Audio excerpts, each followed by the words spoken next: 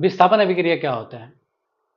वह रासायनिक अभिक्रिया जिसमें अधिक क्रियाशील वाले तत्व, अधिक क्रियाशील वाला तत्व किसी यौगिक में कम क्रियाशील वाले तत्व को विस्थापित कर देता है, इस रासायनिक अभिक्रिया को विस्थापन अभिक्रिया कहते हैं। याद रखिएगा, ठीक है।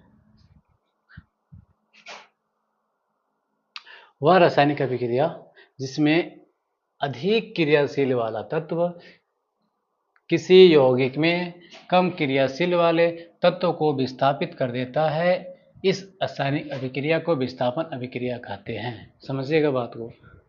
देखिए, ये अभिकारक हो गया, ये क्या हुआ? अभिकारक, ठीक है। और ये क्या हो गया? उत्पाद हो गया। समझने की जरूरत है। यहाँ पे कहता है कि वह रासायनिक जिसमें अधिक क्रियाशील वाला तत्व किसी यौगिक में, ये यौगिक है, कम क्रियाशील वाले तत्व को विस्थापित कर देता है। और इस तरह के जो अभिक्रिया होता है उसे हम क्या कहते हैं? विस्थापन अभिक्रिया कहते हैं। यानी कि विस्थापन के मतलब तो विस्थापित करना, किसी को उसके जगह से हटा के खुद उसके जगह पे बैठ जाना या उसको हटा देना। किसी को उसके जगह से हटाने को ही विस्थापन कहा जाता है। तो यहाँ पे क्या हो रहा है? वही चीज़ है, जब आयरन को कॉपर सल्फेट के घोल में डाला जाता है। देखिए, ये आयरन है, कॉपर सल्फेट के घोल में हमने डाल दिया, तो अधिक क्रियाशील आयरन, ये जो आयरन है ना, अधिक क्रियाशील वाला है, याद रखिएगा, ठीक है। ये आयरन जो है प्लस वाला है, अधिक क्रियाशील वाला है, ठीक है। कम क्रियाशील कॉपर को, ये कॉपर जो है कम क्रियाशील वाला है, ये जो कॉपर है ना, ये वाला, ये कम क्रियाशील वाला है। तो ये ज़्यादा क्रियाशील वाला, ये कम क्रियाशील है, ये दोनों आपस में मिल गया ना, एक घोल बन गया है। लेकिन क्या करेगा? ये ताकतवर है, ये कमजोर है। तो ताकतवर जो होता है कमजोर कहता है भाग जाओ यहाँ से तुम।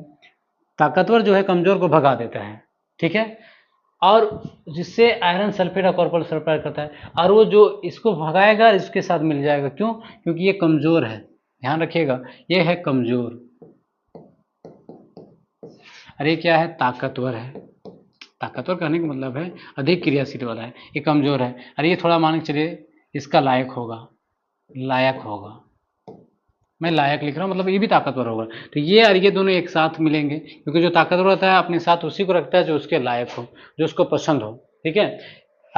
पसंद कौन छांट सकता है? जिसके पास एबिलिटी हो, जिसमें क्षमता हो। जो कुछ भी नहीं कर पाता हो, जो खुद कमजोर हो, वो क्या छांटेगा बेचारा? उसको जो मिले उसी के साथ खुश रहे, वो संतुष्ट रहेगा। जो कमजोर है उसको ऐसे भगा दो, चलो हटो यहाँ से, तो भाग नहीं जाता है। कहीं पे भी जाएंगे आप, कहीं पे ट्रेन में या कहीं पे आपने देखा होगा कि जो कमजोर तो साइड हो खुद बैठ जाते हैं। तो ताकतवर लोग क्या करते हैं ना, जो पसंद के लोग होते हैं, चाहे वो कमजोर ही क्यों ना, उसको अपने साथ रख सकता है, लेकिन चाहे तो कमजोर को भगा सकता है। तो इस अभिक्रिया में हम लोग ये समझेंगे विस्थापन में हटा देना, भगा देना।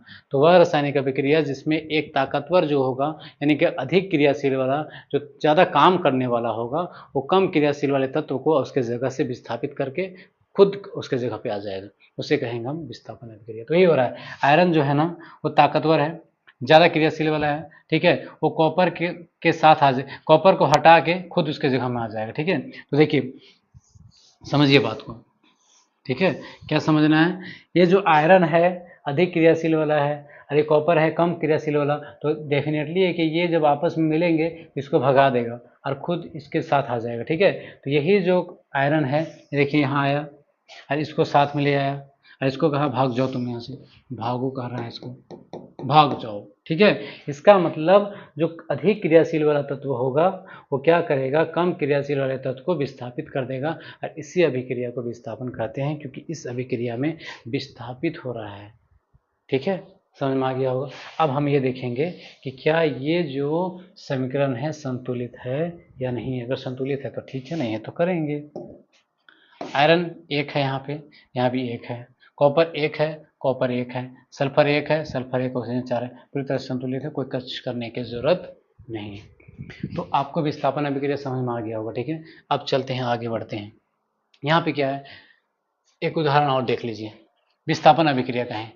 जब जिंक को कॉपर सल्फेट के साथ अभिक्रिया कराया जाता है तो अधिक क्रियाशील जो जिंक है वो कम क्रियाशील कॉपर को विस्थापित करता है। अभी हमने बताया कॉपर को कम क्रियाशील होता है और जिंक ज़्यादा वाला है, तो ये क्या करेगी, इसको भगा देगा।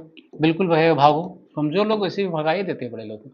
ये जो जिंक है ना, इसको भगा दिया, वो दूर भेज दिया, भगा दिया, ठीक है। और ये जो जिंक है ना, इसके साथ आ गया, और देखिए यहाँ पे बन गया आगे, ठीक है, कोई दिक्कत नहीं। अब इसको संतुलित है या नहीं वो भी देख लेते हैं। जिंक एक है, जिंक एक है, कॉपर एक है, कॉपर एक है, सल्फर एक है, सल्फर एक, ऑक्सीजन 4 है, बिल्कुल सही है। तो आपको विस्थापन अभिक्रिया समझ में आ गया होगा, ठीक है।